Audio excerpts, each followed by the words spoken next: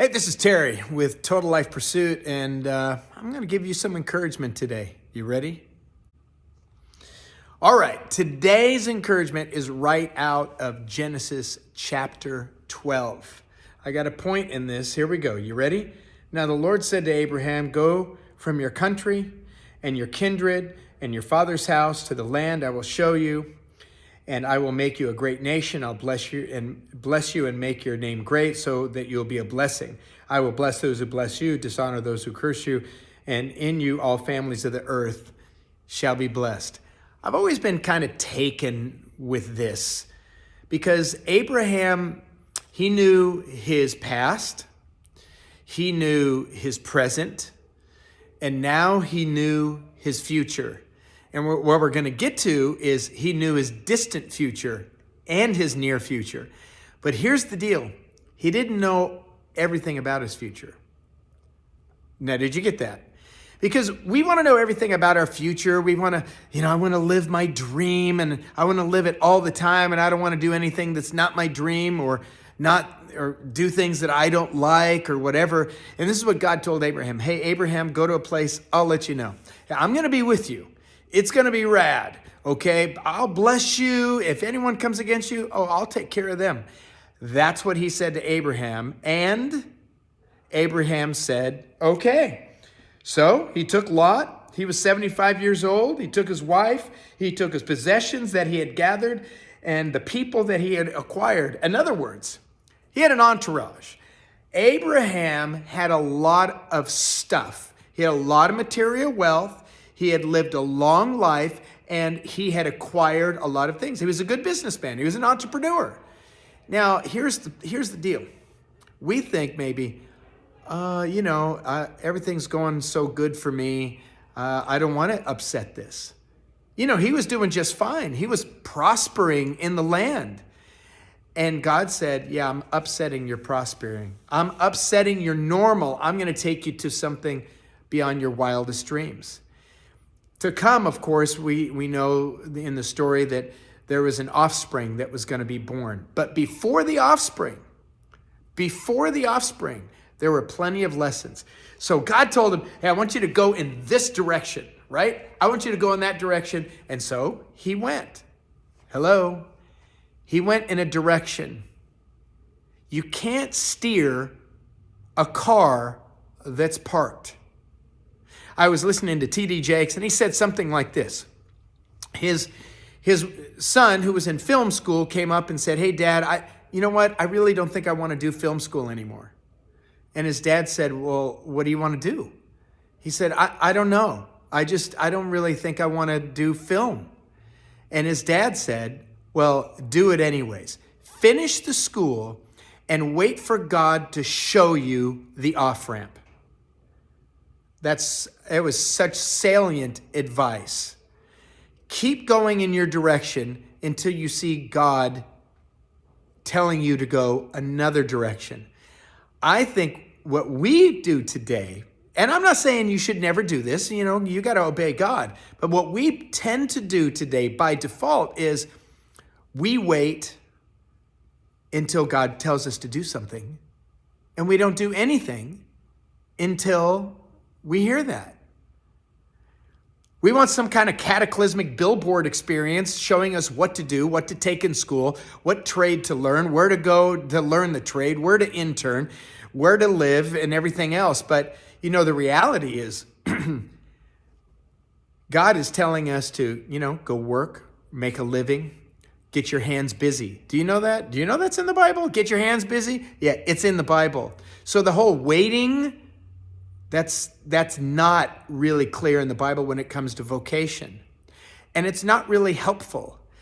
Now, I'm not saying you can never just wait because you got to do what God is telling you to do. I'm just saying the default of our culture is wait and do nothing. And that's not good. It's not a good place to be. That wasn't what he was doing. He was prospering. He was doing his thing, and God totally interrupted his thing. And he said, okay, you're doing great here. Yeah, I'm going to take you out of here. I'm going to take you into somewhere that you don't know. I'm going to take you to a place where you don't even know. I'm not even going to tell you where you're going yet. You're just going to go there. Well, which way? That way. I just want you to go that way. And that's what God was telling Abraham. I want you to go that way. When will I know I got there? Abraham didn't ask the questions. All he said was, okay, I'll go that way. And so he went that way. Now, he encountered a few things on the way. It's a great story. A couple of them have salient wisdom for us today. First, on his way, there was a famine in the land, so he'd take a detour to Egypt. Are you with me? The place where he would eventually settle was the Negev, but he took a detour to Egypt because of the circumstances on the earth. I just hope you can get this. Sometimes we're going in a direction. We're going to where we're supposed to be, but we have to take a detour because of one thing or another. Maybe it's God-led, maybe it's not led. Maybe it's just led by, I don't know, I want food. You know, he had a lot of herds and he had a lot of people and he needed to take care of them. Did you get that? He had a lot of herds, he had a lot of people, and he had to take care of them. Because when you get your walking papers, so to speak, from God, and you go on his journey to get to where he is telling you to go, sometimes you just have to take care of business. Wait a second, but I want to do this. I want to become the next American Idol. Yeah, you and all the other people who can't sing. No, maybe you can sing. I'd like to be the American Idol. I'm way too old and I can't sing that well. But that's not God's dream for me. And even if it was, on the way, I'd probably have to become a waiter. Isn't that what everyone does in Nashville? They're a waiter waiting to get discovered. Get it? Waiting to get discovered. Anyways. So Abraham had a lot of people he had to take care of. Hundreds. He had a lot of herds, probably thousands of animals. And he had to take care of them. So he went to Egypt. And they had a little mishap down in Egypt, which reminds me of, I don't know, his humanity. He's like in the Hall of Fame. He's like the head guy in Hebrews chapter 11, the Hall of Faith. Yet, he's telling Sarah, hey, Sarah, if the king asks, you're my sister. And they were kind of half brother and sister, so it wasn't an out and out lie. But, well, first of all, she must have been a looker, right? Because the king was going to see her and go, ooh, go get me some of that. So, and the king did. And Abraham's like, it's my sister. It's my sister. But he was taking Abraham's wife. What is wrong with that guy? I don't know. He's probably scared. He forgot what God said to them. He said to him, oh, probably. Just like, I don't know, you and me have done 1,000,000 times. We forgot what God has sent us on. We forgot the mission that we're actually on. And then we got on our own mission. We started doing our own thing, or we got afraid of something.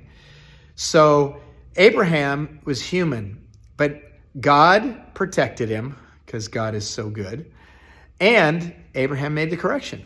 So Abraham makes the correction and he goes and he's got so many animals that the place, wherever he was in the Negev, it can't support him and Lot. So, and that's his nephew. So he tells his nephew, you go over there and I'll go over here. My point was this. Abraham was now at where he was supposed to be. Are you with me? He was in the place he was supposed to be, and there was a problem. There was a big problem, and that was with his nephew and all the herdsmen and all the herds, and there just wasn't enough to go around. So they had to split ways. They had to part ways. And Abraham said to Lot, you choose where you want to go. That is a wonderful, wonderful lesson for us. Sometimes we're in the place that we're supposed to be, but then we have to leave again. It's not like we're going far away. We're still in that general vicinity, but we think, oh no, this is for sure what I'm supposed to do. And that's not it. In fact, later on in the story, he has to go rescue Lot, and he takes 317 or 318 trained men from his herdsmen. how many herdsmen does this guy have? And how many herds does he have? My goodness sakes. Anyways, he took the best wranglers of them all, and he went and he rescued Lot, and he defeated 5 kings. And Abraham was a boss. This guy knew how to fight. He knew how to do it. And he got this promise from God. And this is the crazy thing to me that I kind of want to end with. Is God told him, okay, I'm going to bless you. I'm going to bless everyone around you. And it's going to come through your seed. Now, of course, this is Isaac and eventually Jesus. The point is this. The land he was in was going to be his inheritance. But it's not his inheritance. It was his children's inheritance. Where he was going to be his, but it wasn't his to have. It was his ancestors. It would be hundreds of years later before his ancestors actually possessed that land. So, how about your kids? How about your grandkids? You're thinking, man, I'm 22. I don't have any kids. You will one day. And they'll be living in your promise that you got. And if you're older, what are you leaving the kids? I'm not talking about wealth. I'm not talking about, herds or houses or anything like that. What are you leaving them for their inheritance, their spiritual inheritance? What are they getting from you? Are they getting anger genes through epigenetics? Is that what they're getting? Great. Sociological indoctrination of how to be, be unforgiven. I don't know. What am I trying to say? Have unforgiveness towards people? Is that what they're getting from you? What are they getting from you? What kind of land are you going to be in? I want all my kids to surpass me in every single thing, even physical fitness. Although, that's the hardest thing for me. I like to beat my kids. It's good.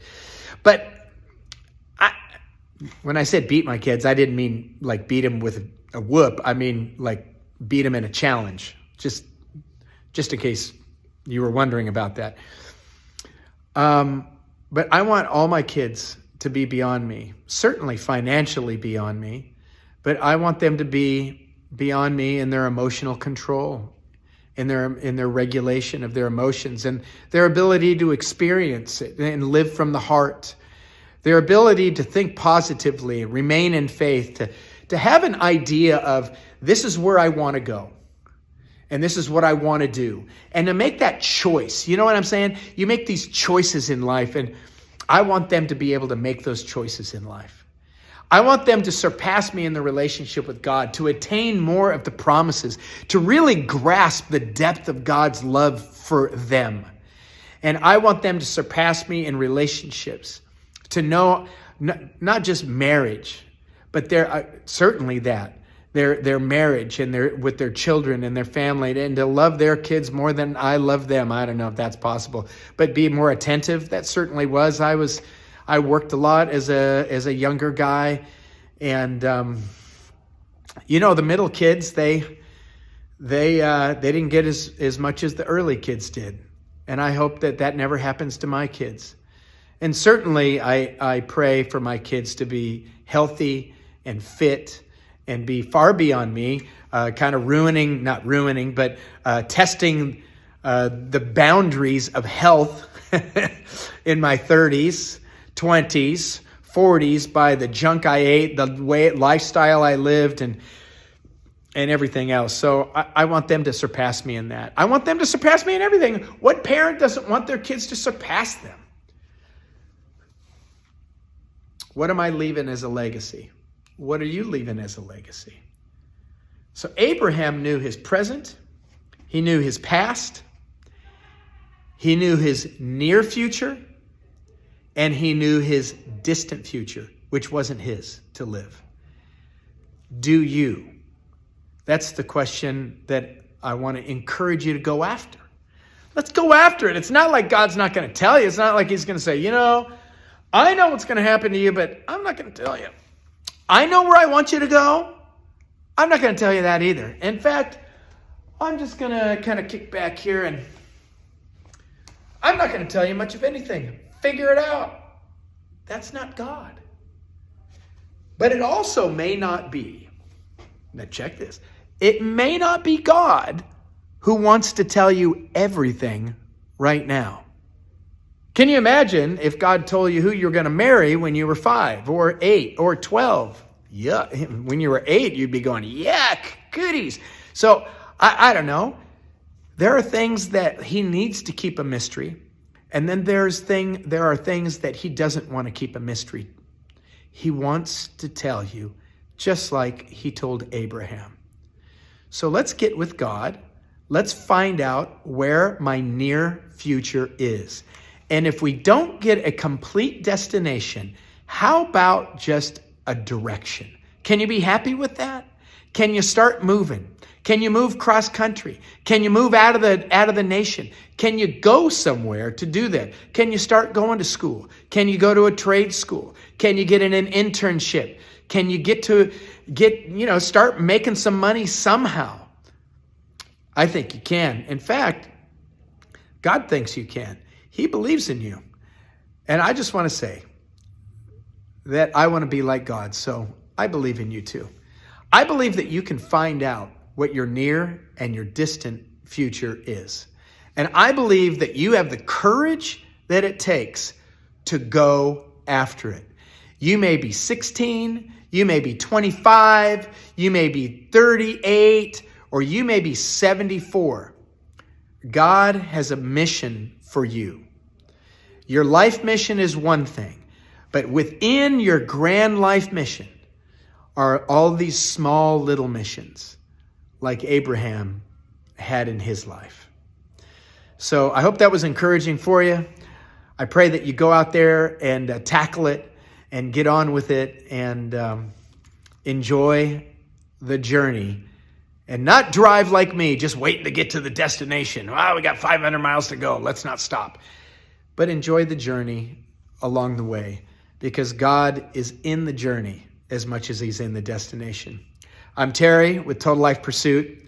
Take care.